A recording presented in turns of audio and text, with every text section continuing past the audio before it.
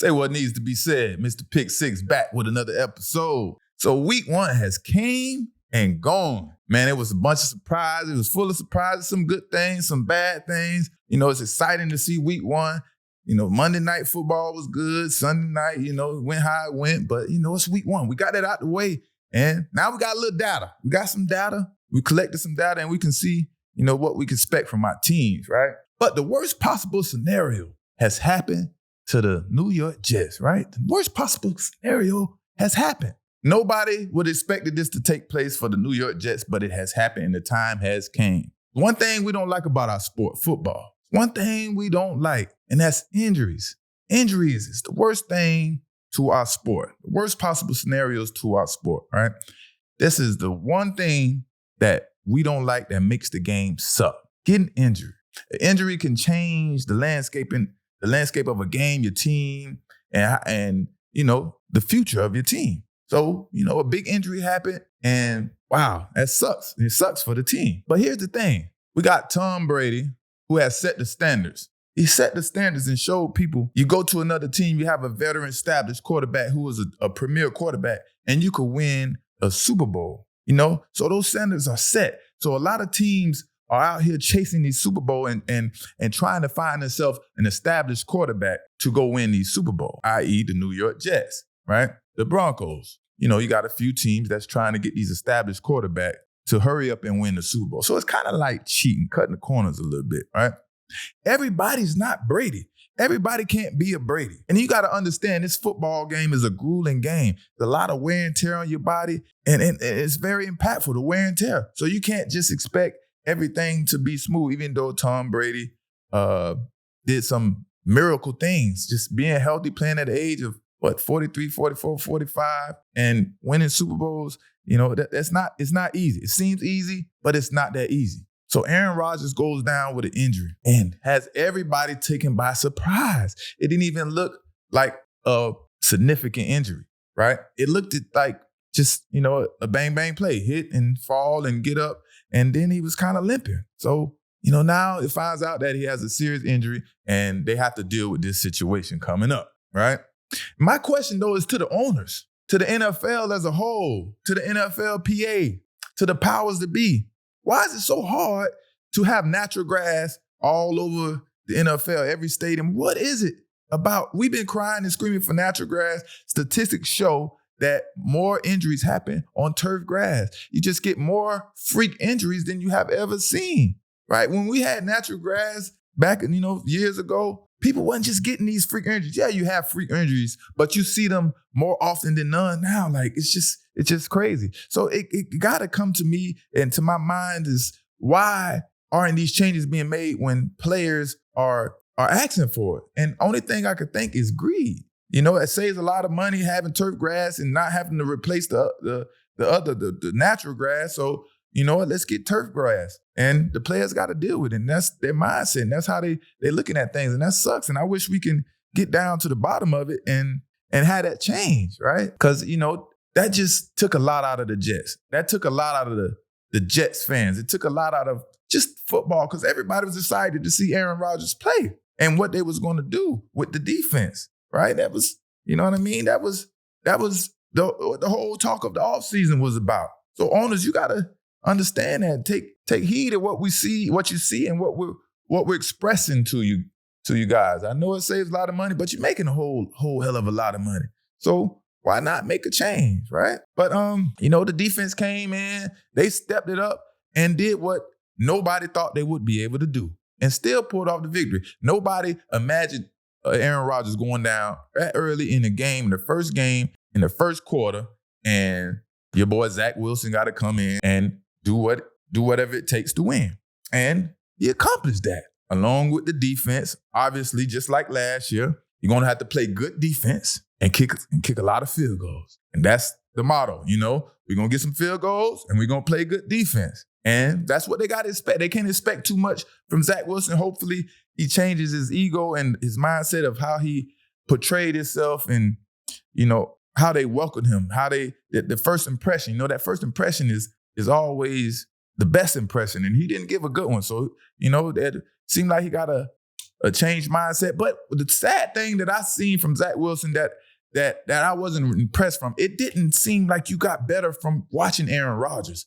I didn't see a better quarterback, a more precise quarterback, a more efficient quarterback. I saw the same Zach Wilson that everybody always seen. And you know, that was kind of heartbreaking for me because I watched him in college and I was a fan of his talent and I liked the way he moved around through the ball and sideways and all those good things. But it's not turning over to the NFL.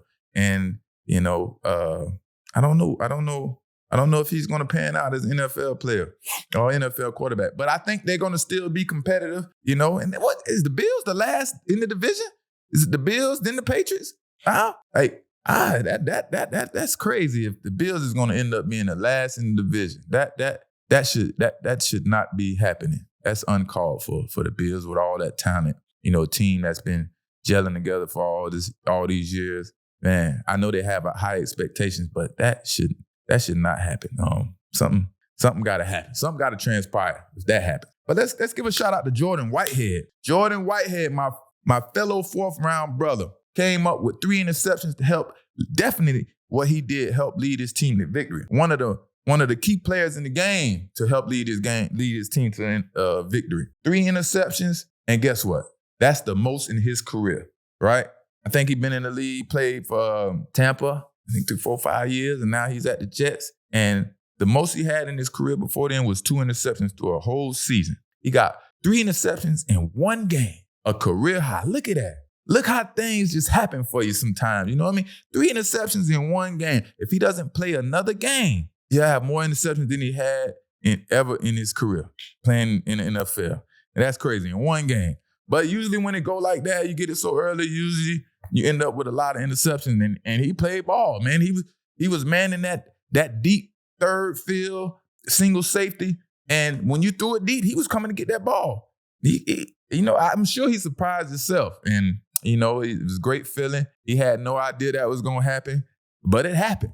And the time is now. And you needed that. The Jets needed that to win because, you know, that was, you know, it was tough. It was a tough game because your leader, your quarterback, the man of the hour, the man of the season went down. So defense had to step up like you got it, like she's supposed to. You know what I mean? Dude was out there ball hogging. Now you got Josh Allen, man. Josh Allen, what is going on with Josh Allen? What is the deal with Josh Allen? He played such a miserable game. Josh Allen, what is going on? I think he's in his mind, he tries too hard. He wanna be the Superman of every situation. And he tries too hard. He wants to throw the deep ball. He's always forcing it deep. That's why Jordan Whitehead was able to get those interceptions because he's always trying to force the ball deep. And another thing that I don't like out of Josh Allen is he take too many big hits. And that's a part of him wanting to be the Superman. He want to create these extra yardage and plays to get the extra yardage. But he's taking a lot of big hits. I know he's a big guy, big, tough, strong guy, but man, there's a lot of grown men hitting you. It's 3 people hitting you every play you decide to take a hit. How long can his body maintain that? How long can his body deal with that? You know, I think the coach, you know, and the offensive coordinator, Coach Sean McDermott, the offensive coordinator, they need to have a talk with him about that, let alone taking the hits and stop trying to force the ball. Why are we always trying to force the ball deep, right? That's what I think Josh Allen's kryptonite going to end up being. He wants to force the ball deep all the time. Now, I have a problem with the Bills, Buffalo Bills. As I said before, I talked about them previously, me covering the teams and what I thought about them. I said before that the Bills is a descending team. They are trending downward. And why do I say that? Because, you know, it's like they're right here all the time. Never getting over the hump, never getting too low. So what happens when you know what I mean? You can't really get over the hump. You kind of a descending team. And it showed last night, right? Josh Allen out there forcing the ball. Look, check this out. Coach Sean McDermott became the head coach of the Buffalo Bills in 2017. He drafted Josh Allen in 2018. And from there, you know, they've been a playoff team. Wild card. They lost the AFC Championship in 2020 to the Chiefs. You know what I mean? Then they lose to the Chiefs the following year there. And, you know, they keep making it to the playoffs. They make it to the AFC Championship one time. But you got all the tools, all the talent, you got everything in place. You drafted your quarterback, you got Stefan Diggs out there, you have everything in place. So what was it take to get over this hump? I don't know. That's for the head coach to figure out because you have all the talent there, but it doesn't seem like you're trending up, you're trending down. And in order for you to be successful in that division, you got to get it together. You got to get it together. So, like I said, Coach McDermott, you drafted Josh Allen in 2017. You made it to the wild card. Yes, you're a playoff team. But after making it to the playoffs so many times, you're not satisfied with that. The fans, the media, they're not satisfied. Everybody expect everybody to be better and get better, right? So now you're just making it to the playoffs. Now we got to make it to the AFC Championship again and the Super Bowl. You know, that's what the expectations are for the Buffalo Bills. And that's what it should be. And a funny point about the Bills, I'm watching, analyzing everything. And Stefan Diggs, right? He had all this drama going on in the offseason, calling his quarterback out, blah, blah this, blah, blah that. Ain't nothing wrong with this. And, he takes his little shots here and there. But, one thing I think I found out, I think I'm seeing from Stefan Diggs, he thrives off drama. Stefan Diggs thrives off drama, in my opinion. He needs drama to have that chip on his shoulder. He used the drama to go out there and beast him and play his ball. And when he make that catch, he's going to sell you out. He's going to talk his junk because he thrives off drama. They say most offensive players are prima donnas and, Hollywood, all that good stuff. Yeah, that's that part of their swag and their confidence. But I think he's showing it. And if you read between the lines and, do your homework, you'll see that young man likes to thrive off drama. And that keeps him going. And, maybe it's not good for the team. Maybe they understand, whatever it is. But I just wanted to bring that to y'all attention. And pay attention. Every year, you might see something with Stefan Diggs, talking or in some drama. And then it's going to go away. And then he's going to go out there and ball out and do his thing. Because that's what he do, right? Now, should Coach Sean McDermott's job be on the hot seat? What you think? Y'all let me know. Coach Sean McDermott's job on the hot seat. Like I said, it's a down-trending team, descending team. I don't see any changes. I don't see where they can get better at. When you have all the pieces to the puzzle in place, now it comes down to the coaching staff to execute situational football, making the plays, putting all the players in the best position to win, overcoming adversity, and just keeping the team tight together. Make sure they're gelling and making it a winning foundation. And that's what's important. That's what we got to see from Sean. And, to change this thing around. They're making it to the playoffs, so you can't really say changing around. But we got to see progress now. Not just satisfied. We're going to the playoffs, right? Now, Tyreek Hill. I said it. I'm with him. Now everybody recognizes, so everybody on the bandwagon. 2,000 yards. Yes, he's on pace, and he is a beast out there. Like I said before, speed kills. Speed kills all day long. Yes, he's the best wide receiver in the game. I don't care about your routes or anybody say somebody's a great route runner. You can be the 30th worst route runner. You got that speed like that, you're going to be the best. If you could catch, because somebody going to be able to cut you. When you cut, break. When you run, go fast, nobody be able to run with you. That's as simple as that. How hard is that for to understand? I know everybody like to take their narrative or create their narrative to make it seem like they know what they're talking about or they were good because they was route runners and stuff like that. I'm a cornerback. I guard you, so I know the difference. Your route is nothing compared to that speed. I want the route over the speed all day. Come run your little pretty route on me all day. But when that speed come up there, yes, you think twice. You got a lot to think about because he could get behind you like that. And that's scary for a defensive back. You know what I mean? So, Tyreek Hill. One thing I want to know from Tyreek Hill. If you hear me, Tyreek, answer this for me. Answer this. What do you like better? You like running past the DB, a straight go route, and running right past the defender? Is that more fun than you? Or you like when they throw you a 5-yard hitch and you catch and you making a miss and then you take it to the highs and you outrun everybody? What entertains you more, Tyreek? I'm wondering because, you have the ability to do all those things. And, as we watch film, it happens. So you're just running past people at will. And I wonder what entertains you more. What do you like more? You like just straight go route, or you want to catch that ball and shake like a video game and control you and get out of there? Well, what excites you more? Get back at me, man. Oh, Dallas Cowboys. I know Cowboy Nation is excited and all the rumor and hype is gone. Super Bowl this, Super Bowl that. They laid a goose egg on them against the Giants. They shut them out. I got to give my boys a shout out, man. Shout out to Stefan and Trayvon. You know what I mean? I'm rooting for them boys. They got one. They got on the map. They got on the board. The first game of the season, interception. I'm predicting 15 by them young men going out there doing their thing. So they got one on the map. Stefan out there locking up. They having fun. It looked like they've been family members their whole life, and now they come together and it's a reunion.